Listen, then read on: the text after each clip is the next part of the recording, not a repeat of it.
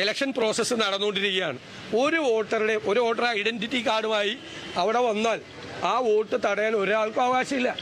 അയാളാണോ എന്ന് മാത്രമാണ് election presiding ഓഫീസർക്ക് ഉൾപ്പെടെയുള്ള ആളുകൾക്ക് ഈ ഫോട്ടോയിൽ കാണുന്ന ആൾ തന്നെയാണോ എന്ന് ഉറപ്പുവരുത്തുക എന്ന് മാത്രമാണ് പ്രിസൈഡിംഗ് ഓഫീസർമാരുടെ ചുമതല. വോട്ട് ചെയ്യാൻ വരുന്നവരെ തടയും എന്ന് പറയുന്നത് ഞാൻ പറഞ്ഞ ഇലക്ഷൻ കമ്മീഷൻ പരാതി കൊടുക്കുകയാണ്. അദ്ദേഹത്തിനെതിരായിട്ട് കേസെടുത്ത് അന്വേഷിക്കേണ്ടതാണ്.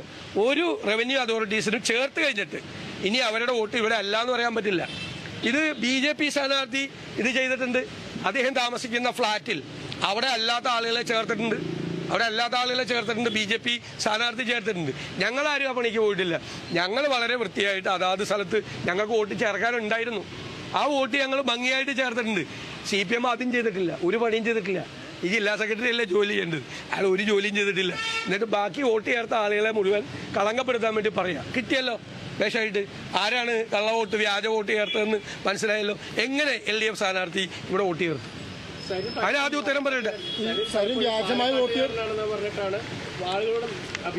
അത് നിങ്ങൾക്ക് എല്ലാവർക്കും അറിയാമല്ലോ അല്ലെന്ന്.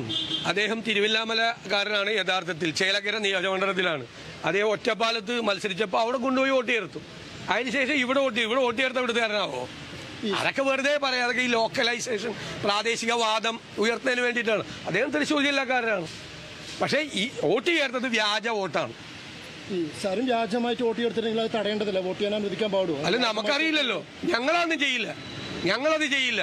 വോട്ടർ പട്ടികയിൽ പേര് വന്നിരിക്കുന്ന ആളുകൾക്ക് അവരുടെ ഐഡന്റിറ്റി കാർഡ് ചെയ്യാം. ഇത് ഇലക്ഷൻ കഴിഞ്ഞിട്ട് വേണമെങ്കിൽ നമുക്ക് ചാലഞ്ച് ചെയ്യാം. ഇലക്ഷൻ കഴിഞ്ഞിട്ട് ഇലക്ഷൻ പ്രൊസീജിയർ സ്റ്റാർട്ട് ചെയ്തു. വോട്ടർ പട്ടിക പബ്ലിഷ് ചെയ്ത വോട്ടർ പട്ടികയിൽ നിന്ന് ഒരാളുടെ വോട്ടും മാറ്റാൻ ഒരാൾക്കും അധികാരമില്ല. ഒരു അതോറിറ്റിക്ക് അധികാരമില്ല. എങ്ങനെ മാറ്റും? വ്യാജ വോട്ടറാണെന്ന് ബോധ്യപ്പെട്ട സ്ഥിതിക്ക് അല്ല, അത് മാറ്റാൻ പറ്റത്തില്ലെന്നേ. ആർക്കും പറ്റത്തില്ല. എത്ര വോട്ടാണെന്ന് ആർക്കും മാറ്റാൻ പറ്റത്തില്ല. അത് അവർ വോട്ട് ചെയ്യാൻ വന്നാൽ അവർക്ക് കൊടുത്തേ പറ്റുള്ളൂ. തെരഞ്ഞെടുപ്പ് കഴിഞ്ഞിട്ടേ അത് ചലഞ്ച് ചെയ്യാൻ പറ്റുള്ളൂ. ജില്ലാ സെക്രട്ടറി നിരന്തരം, അതായത് ഓരോ ദിവസവും പുതിയ വിവാദങ്ങൾ വെളിപ്പെടുത്തലെന്ന് പറഞ്ഞ് അദ്ദേഹം പറയുന്ന ഓരോ കാര്യങ്ങളും ചീറ്റിപ്പോകുന്നു എന്നുള്ളതാണ് പൊതുവിലൊരു. അദ്ദേഹം മാത്രമല്ല, അദ്ദേഹത്തിന്റെ പുറകിലുള്ളത് മന്ത്രി MP രാജേഷും അളിയനും കൂടിയാണ്. അവർ മൂന്നുപേരും കൂടിയാണ് ഇവിടെ ഒരുപാട് നാടകങ്ങൾ ഉണ്ടാക്കിയത്. ആ നാടകങ്ങളെല്ലാം ചീറ്റിപ്പോയി. 7 നിലയിൽ പൊട്ടി. എല്ലാ സാധനവും പോയി. അപ്പം ഇനിയും ഞാൻ പറഞ്ഞല്ലോ, ഈ രാഹുൽ മാങ്കൂട്ടത്തിൻ്റെ കാറിൽ കഞ്ചാവ് വെച്ച് പിടിപ്പിച്ചാൽ പോലും അത്ഭുതപ്പെടാനില്ല എന്ന് ഞാൻ നേരത്തെ പറഞ്ഞത്. എന്താ, ഇല്ലാത്ത കാര്യങ്ങളൊക്കെ കൊണ്ടുവരും. ഇപ്പം അദ്ദേഹം കൊണ്ടുവന്നൊരു കാര്യത്തിലാണ് അവസാനം ആരുടെ നെഞ്ചത്തോട്ട് കയറി. പ്രതിപക്ഷ നേതാവാണ്, അതുപോലെ തന്നെ രാഹുൽ മാങ്കൂട്ടത്തിലാണ് അതിന്റെ തിരക്കഥ എന്നൊക്കെയാണ് സ്ഥാനാർത്ഥി പറയുന്നത്. വല്ല കൊള്ളാവുന്ന മുതിർന്ന CPM നേതാക്കള് വല്ല കാര്യം ആരോടും ഉന്നയിച്ചാൽ ഞാൻ മറുപടി പറയാം. മനസ്സിലേ? ഞാൻ പറഞ്ഞല്ലോ CPM അനുഭവിക്കാൻ പോകുന്നില്ലെന്ന് പറഞ്ഞല്ലോ. ഇത് EP വരുവാണെന്നുണ്ടെങ്കിൽ സ്വാഗതം എന്നുള്ള രീതിക്ക് പറഞ്ഞിട്ടുണ്ട്. അങ്ങനെ ഒരു ഇതുണ്ടോ? നമ്മളതൊരു തമാശയായിട്ട് എടുത്താൽ മതി. അങ്ങനെ പറയാം. അദ്ദേഹം ആ പാർട്ടിയിൽ തന്നെ നിൽക്കുകയല്ലേ. ആ പാർട്ടിയിൽ പിണറായി വിജയൻ കഴിഞ്ഞാൽ ഏറ്റവും മുതിർന്ന നേതാവ് EP ജയരാജൻ. ME ഗോവിന്ദനേക്കാൾ, അദ്ദേഹം ആത്മകഥയിൽ എഴുതിയതുപോലെ ME ഗോവിന്ദനേക്കാൾ ഏറ്റവും സീനിയറായിട്ടുള്ള നേതാക്കളിൽ ഒരാളാണ് അദ്ദേഹം. അദ്ദേഹം പാർട്ടിയിൽ നിൽക്കുകയല്ലേ. നമ്മളെന്തിനാ വേറെ പാർട്ടിയിൽ നിൽക്കുന്ന ആളുകളെ അപമാനിക്കുന്നു? ഇത് തമാശയായിട്ട് അസനപ്പെടും. അവർ തമ്മിലൊക്കെ ഭയങ്കര സൗഹൃദമുള്ളതുകൊണ്ട് ഒരു പരിപാടി പ്രഖ്യാപിച്ചുകൊണ്ട് EP-നെ വേദിയിൽ പങ്കെടുപ്പിച്ചുകൊണ്ട് ഇപ്പോൾ പാലക്കാട് പരിപാടി നടത്താൻ പോകും. അത് എന്തായിരിക്കും? ആ വ്യക്തിയെ ആക്ഷേപിക്കുന്നതിന് തുല്യമാണ്. അതാണ് ഞാൻ പറഞ്ഞത്. CPM EP ജയരാജനെ വീണ്ടും അപമാനിക്കുകയാണ്. അദ്ദേഹം ഇത് എഴുതി. ഞാൻ ഇന്നലെ പറഞ്ഞൊരു വാചകം ഞാൻ വീണ്ടും ആവർത്തിക്കുകയാണ്. ഇതിലെ കണ്ടന്റ് അല്ല പ്രധാനം. കണ്ടന്റൊക്കെ EP എഴുതിയതാണെന്ന് എല്ലാവർക്കും അറിയാം. DC പോലത്തെ ഒരു പ്രസാധക സ്ഥാപനം ഞാൻ ഇന്നലെ ചോദിച്ചതുപോലെ ആകാശത്ത് നിന്നൊരു ആത്മകഥ ഉണ്ടാക്കി പ്രസിദ്ധീകരിക്കുമോ? ഇല്ലല്ലോ. എല്ലാവർക്കും അറിയാം. ഇവർ കള്ളം പറഞ്ഞു, പാർട്ടിയും കള്ളം പറഞ്ഞു, EP-യും പറഞ്ഞു. അറിയാതിരിക്കാൻ നിവർത്തിയിൽ. ഇന്നലെ ഇലക്ഷൻ അല്ലേ? ഇന്നലെ ചേലക്കര ഇലക്ഷൻ നടക്കുന്നു. 20-ാം തീയതി ഇവിടെ ഇലക്ഷൻ നടക്കാമോ? എന്തു പറഞ്ഞ് പിടിച്ചു നിൽക്കും? 20-ാം തീയതി വരെയെങ്കിലും കള്ളം പറയണം. ഞാൻ അതിൽ കുറ്റപ്പെടുത്തുന്നില്ല. അവരുടെ സ്ഥിതി അതായിപ്പോയി. പരമദയനീയമായ സ്ഥിതിയായിപ്പോയി. പക്ഷെ ഇത് എങ്ങനെ പുറത്തുപോയി എന്നുള്ളതാണ് പ്രധാനം. DC ബുക്സിലൊന്നും പ്രസിദ്ധീകരിക്കാൻ പോയേക്കണ ഒരു സാധനവും പുറത്തു പോകില്ല. അപ്പോൾ ഇത് പുറത്തു പോയിരിക്കുന്നത് പാർട്ടിയിലെ EP-യുടെ മിത്രങ്ങളാണോ ശത്രുക്കളാണോ ഇത് പുറത്തു കൊണ്ടുവന്നതെന്ന് അന്വേഷിച്ചാൽ മതി. CPM-ൽ നടക്കുന്ന ഈ ഏർപ്പാടുണ്ടല്ലോ. നിങ്ങൾ വേറെ കാര്യം കൂടി ശ്രദ്ധിച്ചു. ഞാൻ ഇന്നാൾ കഴിഞ്ഞ ആഴ്ച, നമ്മളൊന്നും പറയണ ശ്രദ്ധിക്കാറില്ല ഈയിടെയായിട്ട്. കഴിഞ്ഞ ആഴ്ച ഞാൻ ഒരു കാര്യം പറഞ്ഞു. നവീൻ ബാബുവിൻ്റെ വീട്ടിൽ ആര് പോയി? ME ഗോവിന്ദൻ. ഈ കുടുംബത്തോടൊപ്പമാണെന്ന് പറഞ്ഞു. എന്നിട്ട് ആ കേസിലെ പ്രതി PP ദിവ്യ ജയിലിൽ നിന്ന് ഇറങ്ങുമ്പോൾ സ്വീകരിക്കാൻ പോയതാരാ? MV ഗോവിന്ദൻ്റെ ഭാര്യ അല്ലേ? ആണല്ലോ. അത് പറഞ്ഞിട്ട് ഞാനൊരു കാര്യം ചോദിച്ചു. ഈ പെട്രോൾ പമ്പിൻ്റെ പെട്രോൾ പമ്പ് ഈ പ്രശാന്തൻ എന്ന് പറയുന്ന ബിനാമിയാണെന്നറിയാം. ആരുടെ ബിനാമിയാണ് പ്രശാന്തൻ? അതൊക്കെ അന്വേഷിക്കട്ടെ. എന്തായാലും അയാൾക്ക് അതിനുള്ള ശേഷിയൊന്നുമില്ല. പരിഹാരത്തെ താൽക്കാലിക ജീവനക്കാർ ഒന്നുമില്ലാത്ത ഒരാൾ അയാളുടെ അല്ലാതെ അതാരുടെ? അതൊരു CPM നേതാവിൻ്റെയാണ്. അതൊന്ന് അന്വേഷിക്കും. അപ്പോൾ PP ദിവ്യയെ പാർട്ടിയിൽ നിന്ന് പുറത്താക്കിയപ്പോൾ PP ദിവ്യ പൊട്ടിത്തെറിക്കാൻ സാധ്യതയുണ്ട് എന്ന് മനസ്സിലാക്കിയിട്ടാണ് MV ഗോവിന്ദൻ അദ്ദേഹത്തിൻ്റെ സഹധർമ്മിണിയെ നേരെ ജയിലിലേക്ക് പറഞ്ഞു വിട്ടത്.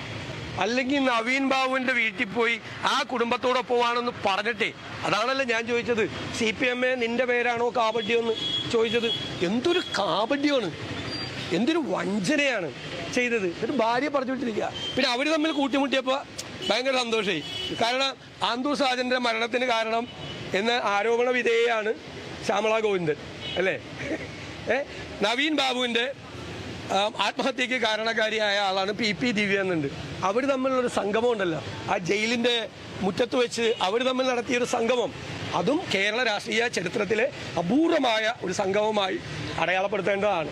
നിങ്ങളാരും അടയാളപ്പെടുത്തിയില്ല. ഒരു മാധ്യമം അത് പ്രത്യേകമായിട്ട് അടയാളപ്പെടുത്തിയില്ല.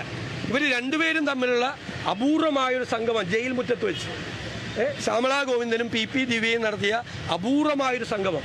രണ്ടുപേരും ആരോപണ വിധേയരാണ്. രണ്ട് കുടുംബനാഥന്മാർ ആത്മഹത്യ ചെയ്യാൻ കാരണക്കാരായ രണ്ടുപേർ തമ്മിലുള്ള അപൂർവ കൂടിക്കാഴ്ച. നിങ്ങൾ ഈ തെരഞ്ഞെടുപ്പ് കാലത്ത് ഇതൊക്കെ കാണാതെ പോകും. എനിക്ക് നിങ്ങളോടുള്ള ചെറിയ പരാതിയൊന്നുമില്ല, ചെറിയ പരിഭവം ഇതൊക്കെ മാത്രമേ ഉള്ളൂ. ഞാൻ പറഞ്ഞില്ലല്ലോ. അല്ലെന്ന് ഇത് ഞാൻ പറഞ്ഞ ഇത് നാടകമല്ലേ? ഈ കളിക്കുന്നത് മുഴുവൻ നാടകമല്ലേ? എന്തൊരു നാടകമാണ് ഈ CPM എന്ന് പറയുന്നത്. എന്തൊരു നാടകമാണ്. ഈ പാലക്കാട് തന്നെ തെരഞ്ഞെടുപ്പ് തുടങ്ങി. നിങ്ങളൊക്കെ ആദ്യം അതിൽ പെട്ടുപോയി കുറച്ച്, പിന്നെ നിങ്ങൾക്ക് മനസ്സിലായി സംഭവം. ഇപ്പോൾ കാര്യങ്ങളൊക്കെ നിങ്ങൾക്ക് മനസ്സിലായി. ആദ്യത്തെ 10 ദിവസം നിങ്ങൾ ആ നാടകത്തിലൊക്കെ പെട്ടുപോയി കുറേ. അതിനുശേഷം ഇപ്പോൾ നിങ്ങളെല്ലാം അന്ന് ഞങ്ങൾ നിങ്ങളാരെക്കുറിച്ച് മോശമായിട്ട് വല്ലതും പറഞ്ഞോ? നിങ്ങളാരെങ്കിലും പോസ്റ്റ് ഒട്ടിച്ച ഞങ്ങൾ എന്തുമാത്രം ആളുകൾ എന്തൊക്കെ പറഞ്ഞു, ഏതെല്ലാം തരത്തിൽ പറഞ്ഞു. നമ്മൾ നിങ്ങൾക്കെതിരെ ഒന്നും പറഞ്ഞില്ല. ഞങ്ങൾ അപ്പോഴും ചിരിച്ചുകൊണ്ടാണ് എല്ലാത്തിനും നിങ്ങൾ വിമർശിച്ചപ്പോഴൊക്കെ പറഞ്ഞത്. ഇപ്പോഴും ചിരിച്ചുകൊണ്ടാണ് പറയുന്നത്. പക്ഷെ ഇപ്പം ഞങ്ങൾ ആസ്വദിക്കുന്നുണ്ട്. മഹിളാ കോൺഗ്രസ് നേതാവും കൂടി വന്നിരിക്കുകയാണ്, അതിനെ അവതരിപ്പിച്ചിരിക്കുകയാണ് CPM ജില്ലാ സെക്രട്ടറി. ഇവിടെ എന്ത് അവതരിപ്പിച്ചാലും അവരുടെ സ്ഥിതി ഇതാണ്, മനസ്സിലായില്ലേ? ഇവിടെ മഹിളാ കോൺഗ്രസിൻ്റെയൊക്കെ പ്രവർത്തനങ്ങൾ നിങ്ങൾ കണ്ടോ? ഏതെങ്കിലും കാലത്ത് തെരഞ്ഞെടുപ്പിൽ ഇതുപോലെ മഹിളാ കോൺഗ്രസ് പ്രവർത്തിക്കുന്നത് കണ്ടോ?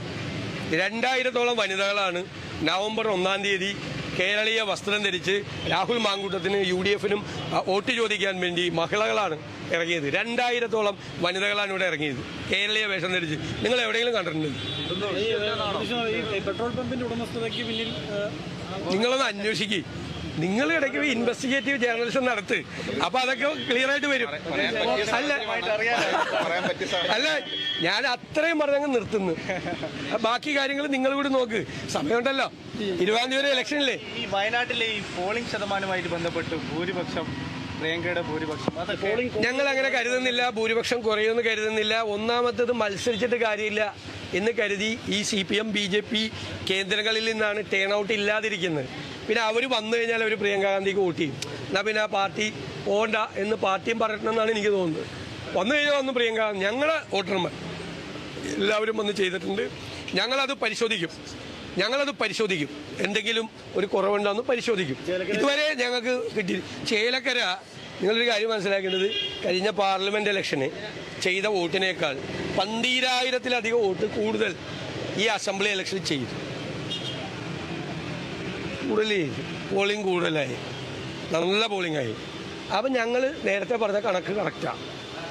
ഒരു 5000 വോട്ടിന് താഴെ, ഞാൻ കരുതുന്നത് 3000-നും 5000-ത്തിനും ഇടയിൽ, വലിയ അവകാശം അതൊന്നുമില്ല, ജയിക്കുമെന്നാണ് ഞങ്ങളുടെ കണക്ക്. നിലവിലെ സാഹചര്യത്തിൽ പാലക്കാടൻ കാറ്റും UDF-ന് അല്ല, പാലക്കാട് ഞാൻ പറയാം. ഞാൻ ഈ പറയുന്നത് എൻ്റെ വ്യക്തിപരമായ അഭിപ്രായമല്ല. ഞങ്ങൾ താഴെ തട്ടിൽ ബൂത്ത് തലത്തിൽ റിവ്യൂ ചെയ്ത്, നിങ്ങൾക്ക് എല്ലാവർക്കും അറിയാം, 4 റിവ്യൂ മീറ്റിംഗ് ഞങ്ങളുടെ കഴിഞ്ഞു പാലക്കാട് സെൻട്രൽ. ഞാൻ പങ്കെടുത്തത് ഞാൻ പങ്കെടുത്ത 4 റിവ്യൂ മീറ്റിംഗ് കഴിഞ്ഞു. ആ റിവ്യൂ മീറ്റിങ്ങിൽ താഴെ നിന്നുള്ള ഫീഡ്ബാക്ക് എല്ലാം കിട്ടി, ഞങ്ങൾ അസസ് ചെയ്തു. അതുകൊണ്ടാണ് അതിൻ്റെ അടിസ്ഥാനത്തിലാണ് ഞാൻ പറഞ്ഞത് UDF-ഉം BJP-യും തമ്മിലാണ് മത്സരിക്കുന്നത്. CPM ഒരു 2ാം സ്ഥാനം വരാനുള്ള സാധ്യതകൾ ഉണ്ടായിരുന്നു തുടക്കത്തിൽ. പക്ഷേ BJP-യിൽ സീറ്റ് അന്വേഷിച്ച് പോയ ഒരാൾക്ക് സ്ഥാനാർത്ഥിത്വം കൊടുത്ത് CPM-ലെ പാർട്ടിക്കാരെ പോലും CPM വെറുപ്പിച്ചു. അങ്ങനെ 3ാം സ്ഥാനത്താണ് CPM. 3ാം സ്ഥാനത്താണെന്ന് മനസ്സിലാക്കിയ CPM UDF-ഉം BJP-യും നമ്മൾ ഏറ്റുമുട്ടുമ്പോൾ ഇപ്പൊ ചെയ്യുന്ന എല്ലാ പണിയും BJP കാണുകയാണ്. CPIM-ൽ നടക്കുന്നത് നാടകമാണ്. EP ജയരാജന്റെ ആത്മകഥാ വിവാദമടക്കം പ്രതിപക്ഷ നേതാവ് പരാമർശിക്കുന്നുണ്ട്. വയനാട്ടിൽ മികച്ച പോളിംഗ് ലഭിക്കുമെന്നടക്കമുള്ള കാര്യങ്ങളാണ് പ്രതിപക്ഷ നേതാവ് പറഞ്ഞത്.